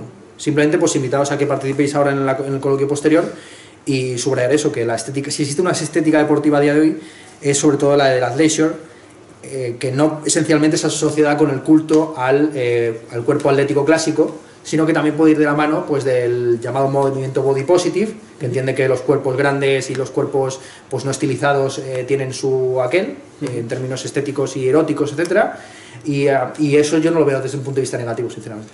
Claro, efectivamente. De hecho, y ya para darle la palabra a los compañeros, a los alumnos que espero que tengan alguna pregunta para animar el debate. En 2015, además, participaste muy activamente en redes y físicamente en el contexto de la iniciativa de protesta contra la LOMCE, Filosofía en la Calle, ¿verdad? Y en cierto modo nos sentimos muy vinculados con esta protesta, porque precisamente la educación física también ha estado muy mermada en los planes de estudio. De hecho, la eterna guerra o el eterno debate si se incorporan pues 3 horas de educación física digamos a la semana en los centros educativos, por supuesto sin menoscabo de las excelentes contribuciones académicas empíricas que indican los beneficios del ejercicio físico, etcétera, pero por algún motivo, pues al igual que los beneficios del pensamiento, como puede ser el objeto de estudio de la filosofía, pues no se manifiestan tanto como probablemente asignaturas vinculadas al emprendimiento, ¿verdad? Que son asignaturas, digamos, que no parten de una academia, sino una traslación, digamos, más volcada al sistema al que nos encontramos para producir, digamos, un conjunto de técnicas y no un conocimiento en el plano científico, ¿no? Entonces yo, para terminar, ¿qué consejo le darías en el marco de este asunto, en este marco reivindicativo? Porque incluso llegaste a pronunciar una conferencia a pie de calle, si no me equivoco, en la Plaza Nelson Mandela de Madrid, donde diste una conferencia pública reivindicando el papel de la filosofía. ¿Este tipo de performance se lo recomiendas también a nuestros alumnos para que puedan de alguna forma divulgar las ciencias del deporte y puedan visibilizar de una forma precisa cuál es nuestro papel en la sociedad? Aquella conferencia por lo menos me reportó un cubata gratis, es decir, allá había, que no es algo muy deportivo tampoco, pero bueno, es decir, había una persona que asistió a aquella conferencia que resulta que luego era un camarero de un bar y me dijo, no, esto va de la casa porque me ha gustado mucho la conferencia que has dado. Y dije, bueno, pues esto que me llevo ya puesto. Y entonces sí, bueno, dar conferencias en la calle tiene la ventaja de que puede que te inviten a un cubata, o puede que, como sucedió en aquella charla, pues los gritos de una señora a su hijo que estaba precisamente jugando ahí en el parque o en la plaza, pues fuera la que silenciara todas mis palabras. Yo creo que es bueno que la gente que nos dedicamos al mundo académico pues salgamos algún día, en ciertos contextos de nuestro... Bueno, de esta también jaula, ¿no? Del saber o de la élite de los que podemos estar aquí, y que nos animamos también a difundir nuestros conocimientos, porque hay mucha gente que está interesada en ellos, ¿no? Cuando se habla de la educación física me acordé de la única clase que yo tenía educación física en un aula. Claro, lo habitual de las clases de educación física es que es un momento de recreo, que sucede en el gimnasio, que sucede en el patio, carreras, competiciones, lo que fuera, ¿no? Ejercicios. Yo recuerdo, si no recuerdo mal, en primer bachillerato, que todavía existía la carrera de la asignatura de educación física, la primera o segunda clase de educación física, el profesor nos citó en el aula y nos dio una teórica de educación física que me pareció más fascinante que todo lo que se había dado previamente, con las carreras y todo esto, que yo nunca he sido un hombre muy deportivo. Yo le tenía miedo al balón de fútbol en el patio de colegio, con lo cual imagínate qué tipo de paria social he sido toda mi vida. Y me encantó, es decir, igual que me encantó cuando suspendí en, si no recuerdo mal, segundo o tercero de primaria. No, de primaria no, eso sería muy deprimente. No, yo es que he suspendido todas estas asignaturas, es cierto, ¿qué coño? La que vas a contar va a ser buena. Yo suspendí educación física en tercero de primaria porque mi homofobia infantil, llamé maricón al profesor de educación física por ponerme en el equipo de las chicas. Aunque en realidad tenía toda la razón del mundo, porque yo en términos de capacidad me veía muy superado por mis compañeras y no tenía ningún, o sea, no podía competir en las ligas masculinas ni de coña. Y luego volví a suspender música en segundo de la ESO. Yo estaba a punto de suspender y de repetir en muchas ocasiones a lo largo de mi trayectoria académica, que ha sido muy accidentada, en segundo o tercero de la ESO, y me vi obligado a hacer un trabajo, con lo cual aprendí todo eso de teoría y todo eso de la historia de la música que no se daba en clase. Es decir, a mí siempre me ha parecido muy triste que asignaturas como la de música o la de educación física, que tienen un componente teórico, histórico y filosófico, científico, que se podría explicar, se enfoquen tanto al aspecto práctico. Es decir, yo no he vuelto a tocar la flauta en mi vida. Hombre, salir a correr, pues sí, pero ya sabía correr antes de hacer educación física, no sé si me explico, ¿no? De tal forma que me hubiera sido mucho más útil pues haber entendido cuál es la historia de la música o cuál era el papel del deporte en nuestro día a día, que esos ejercicios que hacíamos, que tampoco nos sirvió mucho para estar en forma, vamos, en esos días. Bueno, desde luego con estos mensajes, además, dada tu turbulencia académica, como planteabas, en la que, pues bueno, quizá todos de alguna manera nos sentimos identificados porque pasamos por distintas etapas, en el sentido de que, bueno, pues tenemos derecho a cambiar de pensamiento. De hecho, desde que acabas contra la posmodernidad hasta donde nos encontramos 8 años después, ha modulado mucho tu pensamiento, lo has cambiado, lo has adaptado, incluso ahora, pues fíjate, de llamar maricón a persona científica, un defensor teórico o una cabeza visible académica e intelectual del feminismo en España, pues ha cambiado mucho, y si humildemente la educación física te ha podido ayudar a ese cambio, pues bienvenido sea. Bueno, pues muchísimas gracias, Ernesto, te vamos a dar un aplauso, por favor,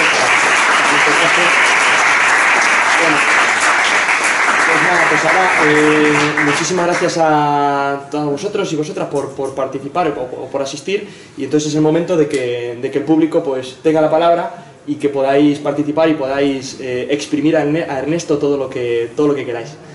Yo te quiero exprimir un poco que nos tenemos que ir, lo siento. Venga. Y queda su conferencia. Y queda su conferencia. Sí, ya veremos si podemos estar. Sí, los que estéis, no pasa nada. Bueno, el pensamiento que lanzaré estará a la altura intelectual del debate, espero no incurrir en el feminismo ilustrado del que habláis, así que vayan por delante mis disculpas. Voy a leerlo porque no quiero dejarme nada, ¿no? Estaba aquí escribiendo las cosas pensando en mi pasado como estudiante de magisterio de educación física, cuando se me removió todo el pensamiento que yo tenía sobre el deporte, y recuerdo un pensamiento que tuve que quiero compartir un poco, ¿no? Respecto un poco a la igualdad y el capacismo, que es un término que yo por supuesto desconocía entonces, entre hombres y mujeres y entre iguales. O sea, igualdad entre iguales suena como una redundancia, pero yo ya me lo planteaba un poco entonces. Aquel enfoque filosófico de la práctica deportiva en relación con esa igualdad y en un sentido lo más amplio posible entre hombres y mujeres, relacionándolo con los conceptos de discriminación, de igualdad, de equidad. Entonces, y yo creo que ahora nos hemos enredado mucho en la equidad o en hacer una discriminación positiva. Positiva para los sectores y pongo énfasis más desfavorecidos, los que rinden menos. O sea, esos más desfavorecidos pensamos siempre son como los que rinden menos, ¿no? Hemos tratado de hacer de manera continua y transversal adaptaciones con el único fin de equiparar el rendimiento. Siempre visto desde el rendimiento, desde una práctica productivista, una práctica de rendimiento y no de proceso. No sé qué opinas, Ernesto, qué opina el resto de los compañeros, de los alumnos que tenemos aquí, sobre la idea de empezar a cambiar de una vez por todas ese enfoque de rendimiento, de producción, el citius altius corpus, por un enfoque sobre el proceso. Buena pregunta. No rendimiento, proceso. O sea, ¿reducirías todos los problemas de desigualdad? Pensando en el fútbol femenino, pensando en otros deportes. Estamos siempre que a ver quién corre más rápido, quién marca más goles, quién mata más gente en una guerra. Quizás es el momento de empezar a plantearnos, igual hay que pensar en un sistema de puntuación en una liga que no gana quien más goles mete, quien menos goles recibe, sino gana el que mejor estética tiene, el que más premia su proceso, el que más premia los pases, el que más premia ceder el balón a un compañero, el que más premia actitudes de respeto hacia los contrarios. Ese tipo de cosas quizá reducirían ese capacismo que necesitamos para estar a la misma altura que otros, porque la altura al final es rendimiento. ¿Por qué la mujer rinde en la escalada tanto o más que los hombres? O en la doma clásica a caballo. Pues porque las capacidades son diferentes, no son las capacidades extraídas de la guerra, no son las capacidades que hemos heredado de ese concepto que no se llamaba entonces deporte, como bien has dicho, pero aquel concepto de actividad física latina. Quizá es el momento de cambiarlo y de darle una patada por fin al Barón Coubertin con su idea de deporte y a ese concepto medieval del deporte que hemos arrastrado. No sé qué opinas, sí. Si es un cuñadismo ilustrado. No, está muy bien planteado. O es un planteamiento que realmente, y si realmente eso puede suceder, si puede cambiar incluso la sociedad desde el deporte. ¿Te parece que hagamos una ronda de intervención? A mí me gusta más como que intervengan ellos y luego yo si os hago un comentario a lo que han planteado ellos. Si alguien más quiere plantear una pregunta, yo prefiero siempre que habléis un poco más vosotros, para que no sea una cosa de partido de tenis, ¿no? De que tú me lances una pregunta y yo te la respondo. Y si alguien más quiere hacer algún comentario, pues sería, me encantaría. No hemos comunicado el procedimiento, pero puede ser así perfectamente, claro. Yo está un poco relacionado con lo que ha comentado Juan Marco. En principio agradeceros a los dos la participación con nosotros y lo que nos está aportando durante toda tu charla. Y uno de los aspectos que ha comentado en la entrevista, ambos, hablando acerca de cómo deberían estar categorizadas las competiciones, incluso una de las intervenciones que acabas de hacer relacionadas con la capacidad o cómo te dividían a ti cuando eres más joven con respecto a la capacidad que tenías y tus compañeros. Ahí quizá nos falte un poco de visión por parte de la fisiología o del desarrollo, porque en esas edades en las que a ti te dividían con tus compañeras, ellas en principio están más desarrolladas que los hombres, por lo cual debería ser algo al revés, pero bueno. Quizá eso está relacionado con el cuñadismo este que estábamos comentando, en el que los chicos desde jóvenes pueden hacer deporte y las chicas parecía que era como algo ilógico, ¿no? Pero bueno, creo que gracias a Dios eso está cambiando. Sí. Y sí que quería preguntarte acerca de cómo crees que podría ser el enfoque de la filosofía o qué enfoque se le podría dar para esa división de las competiciones, porque, por ejemplo, habéis comentado el tema de los transgéneros, las personas transgénero, que bueno, en este caso podría dar mucho debate acerca de ello, mucha reflexión también filosófica, porque quizás se mira o se piense de una manera incorrecta que una persona que es transgénero, que pase de ser un hombre a, en este caso, ser una mujer, va a tener más rendimiento que en el caso contrario, y yo creo que eso debería estar analizado por otro tipo de factores que se midan, no solamente por el que, bueno, me parece que los hombres eran algo superior a las mujeres. Entonces creo que eso debería ser analizado desde otro punto de vista, y si desde aquí, desde ese aspecto, la filosofía puede aportar algo acerca de las divisiones que podría haber en las competiciones. Hablabais de las motos, en este caso va por cilindradas, ahí se puede llegar a interpretar, porque evidentemente la moto, aunque son todos iguales, corre más una moto que otra, pero por ejemplo las categorías en el fútbol pues son todas iguales, excepto las edades, pero en principio los equipos van ascendiendo a categorías superiores siempre en función de esa capacidad que tengan, pero se me ocurren otro tipo de divisiones, como por ejemplo bueno, la natación en diferentes estilos también, pero el tema que decís de los pesos, que no creo que sea más importante uno que otro, sino simplemente son capacidades similares. Y bueno, ahí no sé si podría haber algún tipo de división en otro aspecto, porque alguien que pesa un determinado peso igual no puede aumentar hasta el peso más alto, entonces no podría llegar a competir en esa categoría. Entonces, bueno, quería si hay algún tipo de enfoque que la filosofía pueda aportar, para que esto que estaba también comentando Juan, pues no sé si la competición se le puede dar un enfoque diferente para una estructuración en otras categorías, o porque tienen que cambiar realmente lo que se valora dentro de la competición. Tenemos otra pregunta por aquí. Buenos días, Ernesto, muchas gracias por la exposición que has hecho, que yo creo que ha sido bastante interesante, y me permito tutearte. Te voy a hacer una pregunta que en realidad no te la hago yo, te la hace Juan, que es un profesor que estaba aquí, que se ha tenido que ir, y me ha trasladado la necesidad, que tenía en este caso hacerte esta pregunta. Y la pregunta es pensada un poco a la corriente actual que tenemos. Sobre todo el mundo tenemos claro los beneficios y las bondades, ¿no?, de la actividad física relacionadas con la salud, con la calidad de vida. Sin embargo, en nuestro sistema educativo, a partir del segundo de bachillerato, la educación física desaparece de nuestra vida, ¿vale? Pasa de ser un concepto obligatorio y necesario a que no se vuelve a hacer. Sí.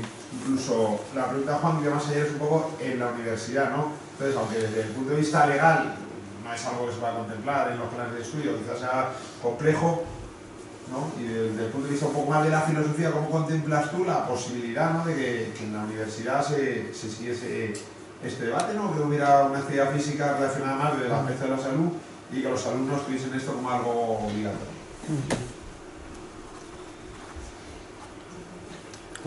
¿Algún alumno, por favor? Sí. Esta yo creo que no va tan enfocada, no sigue un hilo tan concreto. Es más sobre los eSports, que tiene una clasificación hoy en día más establecida por una conjetura de, pues, que tenemos los profesionales del deporte, o el camino de ello, de deporte base, educativo, recreativo, competitivo o rendimiento. Y al final los eSports es como una especie como de escapada o medio que tienen muchos individuos de competir a su manera, no de una manera física, e incluso pues de conseguir ese logro o ese rendimiento. Es decir, es una forma más sencilla. Entonces, ¿qué clasificación le pondrías tú de manera más filosófica dadas las corrientes actuales, ya que es tendencia? ¿Algo más? Sí. Yo lo primero, bueno, la verdad agradecer porque me ha parecido bastante interesante la posibilidad de darlo a como ese segundo campo de estudio de la filosofía dentro de todos los campos de estudio que pueda haber dentro de una ciencia, dentro de una materia. Y bueno, siguiendo la línea de la pregunta de Juanfran, que también iba a estar relacionada con lo que quería comentar, que había escuchado justo esta mañana en la radio, que hablaba sobre que van a crear una colección de cromos de fútbol femenino. Entonces, a raíz de lo que estaba mencionando Juanfran, bajo mi punto de vista, obviamente, y todo eso de la creación de nuevas categorías, del tema de las capacidades, bajo mi punto de vista, pienso que puede quedar muy bonito en el sentido de quitar ese lado competitivo o darle otro enfoque que sea más inclusivo y con una mayor equidad entre hombres, mujeres, pero pienso que es más una visión utópica de la realidad en la que vivimos, ya que realmente esa diferenciación, bajo mi punto de vista, es buena entre diferentes categorías, entre deporte masculino, deporte femenino, y pienso que pese a que se intente, por ejemplo, mencionando lo de los cromos femeninos, que puede ser una buena forma de darle un poquito más de visibilidad al deporte femenino, al fútbol femenino, pienso que en el mundo en el que vivimos, que realmente, como por ejemplo podríamos hablar del orden espontáneo y de la relación de las personas,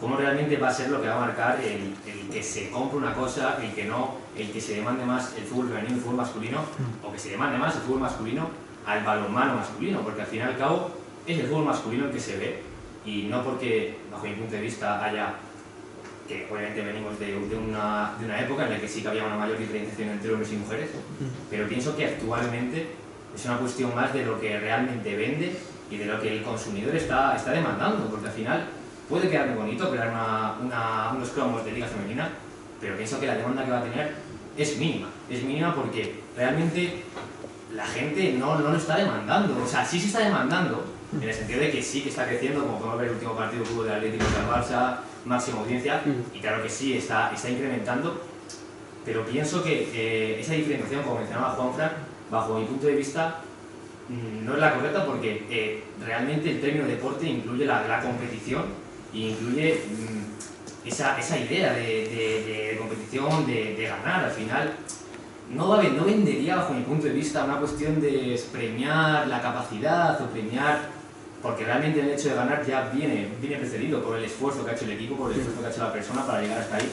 Entonces, pienso que puede quedar muy utópico, pero al final es ese orden espontáneo, esa relación que hacen las personas, tanto a nivel sociocultural económico, lo que va a marcar que las cosas, y tanto el deporte, la economía, la política, vaya hacia unos lados o hacia otros. ¿Y cuál sería tu pregunta? No, la reflexión me ha parecido... Era como una reflexión a la idea de Juanfran, porque también quería mencionar que había escuchado esta misma mañana los cromos en la radio, y como hemos hablado de deporte femenino, fenomenal. Todo eso, me apetecía mencionarlo y dando mi punto de vista sobre podemos discutirlo también. Sí, podemos obviamente discutirlo. quería también esa mi opinión, pero quería saber para poder tenerla en cuenta en fenomenal. Una pregunta. Estupendo. ¿Votas? No refugiados. Sí. A ver, ahora y en 2019 hablamos mucho de feminismo, igualdad, muchísimos conceptos y mucho más que antes. Pero en realidad la práctica de lo que hablamos no se ve tanto. Por ejemplo, Mourinho hace una semana comentó que ahora hay una nueva generación de jugadores que no puede controlar tanto como antes hacía con el Inter Milán. Esos jugadores, esos deportistas están cambiando, hay unas nuevas generaciones. Nosotros estamos hablando más alto, pero no se ve tanto el cambio a donde no está relacionado con lo que estamos hablando. No sé si me entiendes, está un poco más como antes, sí que está avanzando como hemos dicho antes un poco, pero no se ve tanto. ¿Qué es lo que falta para llevar esta práctica a cabo al campo? Y puede ser con cualquiera, con la subida derecha, por ejemplo. Todo el mundo está sorprendido, pero no está cambiando tanto el mundo. Estamos hablando en altos contra estos valores, pero en realidad seguimos igual. Buena observación. ¿Te parece entonces esto la última pregunta, por ejemplo? Sí. No dimensionar demasiado. Eduardo, pues ya, última pregunta. No sé si alguno de vosotros, perdón Eduardo, quisiera hacer alguna más. ¿Hay alguna pregunta más o que no sea la de Eduardo? Bueno, pues entonces fijamos la última pregunta en Eduardo para que Ernesto pueda dimensionar bien las respuestas, sobre todo por temas de tiempo. Sí. Bueno, tampoco esperéis que responda punto por punto. Yo entiendo que lo interesante también es que vosotros participéis, que deis vuestra opinión, y yo también. Hay muchas cosas sobre las que, como digo, me declaro completamente indocto, entonces mejor escucharos a vosotros. Sí, estupendo. Eduardo. Lo primero, daros las gracias y luego deciros que no va a ser tanto una pregunta, sino como un pensamiento que lanzo y cuya me gustaría saber vuestra opinión al respecto. Y es la cuestión de que, en cuanto al deporte, yo creo que siempre hay un componente asociado que podemos denominar darwinista o instintivo o de reproducción, en tanto en cuanto se suele asociar la victoria o el éxito del rendimiento deportivo como con una señalización de una mejor viabilidad reproductora, en el sentido de, por ejemplo, si nos vamos a la guerra, que sería el inicio del que hablábamos, el bando ganador es el que se lleva pues todo lo demás, tanto las mujeres del bando perdedor como la riqueza, como todo. Y en el caso del deporte, claro, la persona que gana o que tiene un rendimiento excelente, se le presupone que su capacidad física en distintos ámbitos está por encima de todos los demás que ya de por sí estaban por encima de la media. Y además de eso lleva asociado culturalmente por una serie de beneficios también, pues son personas que son más deseadas a la hora de buscar pareja o lo que sea, tienen acceso a mayores recursos económicos, tienen fama, una serie de cosas que indirectamente redundan en ese beneficio. Entonces mi pensamiento un poco es hasta qué punto, sin disociar lo que sería el deporte como un proxy, si se me permite a mí decirlo, porque no le encuentro, como un proxy de viabilidad, de mayor viabilidad reproductiva, de mayor de ser más deseable como pareja, de tener unos genes mejores, hasta qué punto, sin disociar eso del deporte, se puede dar cabida a todo lo demás que hemos hablado, que me parece muy correcto. Porque claro, mientras eso esté ahí, siempre va a haber individuos que en la competición van a estar dispuestos a dejarse la piel, y a lo mejor sin saber racionalmente por qué, pero están obedeciendo a un instinto de tengo que prevalecer. Al final es como dos ciervos que están en celo y se están engarzando ahí, peleándose, sin saber tampoco muy bien por qué, pero yo tengo que machacar a esta persona. Sí. Y un poco ese pensamiento. Sí. Sí, no, completamente de acuerdo. Yo di una conferencia hace un par de años en unos encuentros antiespecistas titulada algo así como ¿es la tortura cultura? Y ahí pues establezco diferencias entre diversos conceptos de cultura, y tortura evidentemente es un lema muy clásico del movimiento antiespecista en relación a la tautomaquia. Mi posición ahí es que el arte también puede ser criminal. Es decir, el famoso compositor llamado Stockhausen llamó al atentado de las Torres Gemelas la obra de arte total, y desde un punto de vista estético lo es. Yo he comentado en varias ocasiones los vídeos de ISIS y etcétera como videoarte, y el aspecto estético no opaca el aspecto ético. Es decir, que te puedes conseguir algo estéticamente sublime, trágico, grotesco, las diversas categorías estéticas que hay para analizar algo, y al mismo tiempo criminal y por tanto judicializable, etcétera, etcétera. ¿Bien? Yo estoy en esa conferencia de la tortura escultura. Empezaba preguntando al público cuál es la diferencia que veían entre dos ciervos, precisamente chocando la cornamenta, y dos atletas de esgrima. Y luego ponía el ejemplo del boxeo, es decir, porque se podía decir, no, la esgrima no se dañan, pero el boxeo sí. Y de ahí vemos poco a poco cómo las proximidades son muy grandes, y de hecho mi tesis un poco es esa. El origen del deporte está en la competición entre machos alfa. Y tiene que ver un poco, y es un fundamento un poco más científico que la locura de Ortega y Gasset de el casino como el origen de la casa, el club de los jóvenes. Ese texto es maravilloso, leedlo si no lo habéis leído. Está, si no recuerdo mal, en el volumen 6 o 7 de las obras completas de Ortega y Gasset, que se pueden encontrar por ahí, el origen deportivo del Estado. Y sí que os podéis echar unas risas con el viejo Ortega. Total, que me parece muy interesante la reflexión que ha planteado el compañero sobre... yo lo he entendido así, que lo que estaba detrás de tu pregunta era el deporte como la lotería de los inmigrantes. Es decir, todo el mundo sabe, perdón si lo he interpretado mal, pero vamos, yo creo que ha sido por ahí. Es decir, del mismo modo que la lotería es un mecanismo irracional de fe y de creencia en un éxito, en una riqueza que tan solo va a tener una minoría, el deporte, al permitir la inclusión y la participación de inmigrantes, genera en las capas más discriminadas de la sociedad pues esa misma ilusión irracional. Es decir, a través del deporte yo me puedo convertir en alguien famoso y respetado. Yo dejo de ser el puto negro del barrio y me paso a convertir en un personaje incluso aclamado por hinchadas fascistas, como sucede con la hinchada del Madrid o con la hinchada del Atleti y con la mayor parte de las hinchadas, que incluso aquellas que se declaran antifascistas visten, actúan y se comportan exactamente igual que los fascistas. Es decir, aquí se produce la circunstancia clásica